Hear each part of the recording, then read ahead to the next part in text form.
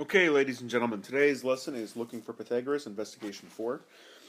Investigation 4.1 is going to have pages 46 through 47, problems A through C.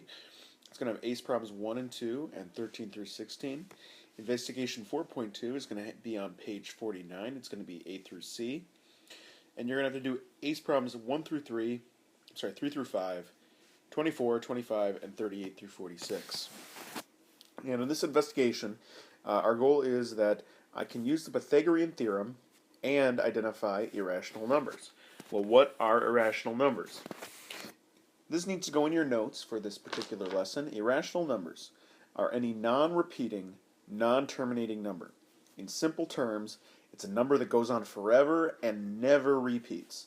Think of them as sort of the dark matter of math, or a crazy number. Literally, they are irrational. They do not make sense.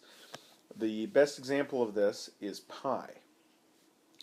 Pi starts with 3.14, but it goes on forever, and it never repeats. It has no pattern that we have yet found.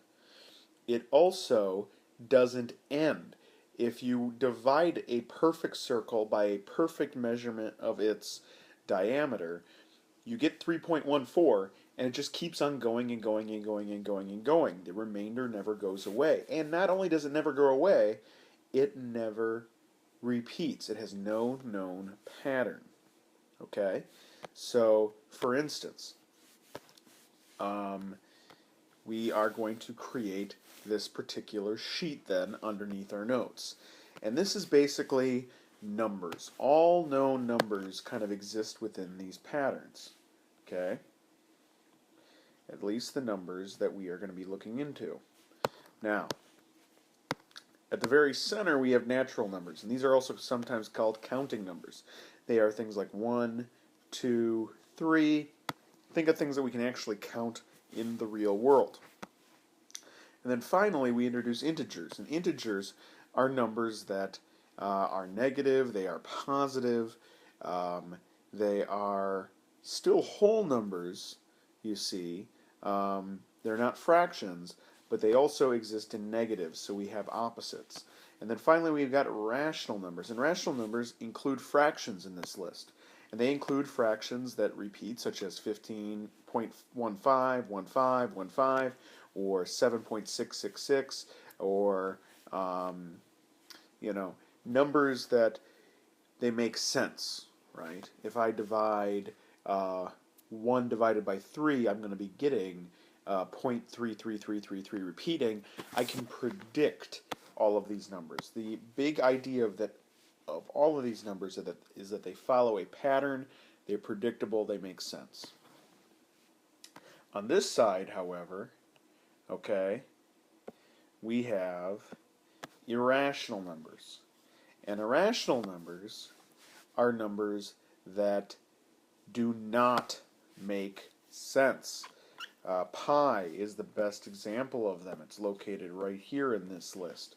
Also, if you try to do something like the square root of 3, or the square root of 2, or any of those other goofy numbers, what's going to happen with those numbers is in a calculator, or when you try to actually calculate them out using standard math, they're going to go on forever. They are never going to repeat. So what these numbers are is they're numbers that exist. They are real. We can point to a length and say that is the square root of 2, or that is equal to the square root of 3. We know they exist. Okay, they're very real. That's why all of these numbers here are located within the real number sort of sphere. But irrational numbers, even though they're real, they are completely incompatible with standard math. We are never going to be able to divide them. We're never going to be able to find the square root of 3 using math that we can use. Okay, we're never going to find a real value for that. Okay, so that leads us to the wheel of Theodorus. And the wheel of Theodorus is a crazy shape. It looks a little like this. And the wheel of Theodorus was a tool created by Theodorus. We don't actually have his record of how he used it, but Plato described it in his works. And the Wheel of Theodorus is a tool for finding irrational numbers, for catching irrational numbers and identifying irrational numbers, numbers that don't make sense. And the Greeks went just a little crazy when they discovered this. Now, you don't need to write this down, but it's kind of a neat point. The Greeks believed that all nature, everything out there, could be figured out using pure math and pure reason, that everything follows certain rules. And if you only discovered those rules, you'd have the secret to the universe. Think of Pythagoras. He thought that in this triangle was the secret to how the world worked. And he was partly right. But for him, it was almost as religious as it was mathematical. And the Wheel of Theodorus was very similar. They discovered that irrational numbers existed in nature, but they did not work. But it didn't work out with how they saw the universe. They saw the universe as a place that followed very set rules, and this added to their idea that certain numbers like pi, or the square root of 2, or the square root of 3, or the square root of 5 were actually magical numbers, numbers that were immeasurable. They were beyond human understanding. And we can understand them, we just can't accurately measure them. So here's how that works. Let's say I've got a triangle, and I'm going to start with this very basic part of the triangle. And this triangle is 1 unit high, it is 1 unit wide. Now, if I want to find this hypotenuse, I'm going to take 1 squared plus 1 squared, which equals 2. So this is worth the square root of 2. I don't know what the square root of 2 is, though. I do know, however, that it exists somewhere between 0, right, 1, and 2. I know it's going to be somewhere between 1 and 2. Okay, I can use it to predict where it's going to be. And let's say I make another length here. This right here is worth 1.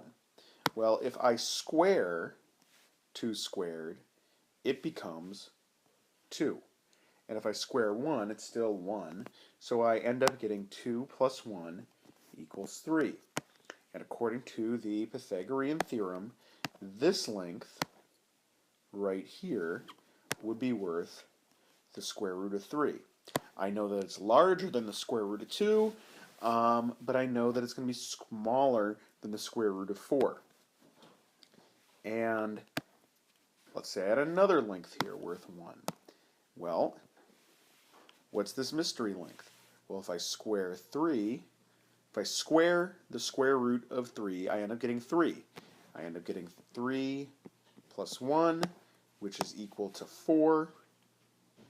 The square root of 4 is worth 2. So if this length is 2, I now have a rational number, a number I can identify, that gives me a way to estimate approximately where the square root of 3 is, where the square root of 2 is. I know I won't ever accurately figure out where they are, but I do know roughly where they are. I know I can make a really good guess because I know that they exist between 1 and 2. Okay, and as you can see, this sort of keeps following a pattern. I add another side, I get 1, this becomes 2 plus 1, well, 2 squared is 4, plus 1 is 5, so I get the square root of 5, and so on. And as you can see, I have the square root of 2, the square root of 3, the square root of 4, the square root of 5, and as this moves along, I can use it to predict and catch these irrational numbers, and to prove that these irrational numbers do exist. I can estimate them, I just can never accurately find them. Okay, so this is probably the most complicated thing you've got to wrap your head around in this lesson. That there are numbers out there that we just cannot really measure. We know they're real, we just can't accurately measure them. And if you think about it, we can't accurately measure pi either, but we use it all the time and we trust that it works most of the time, and it's accurate enough for us.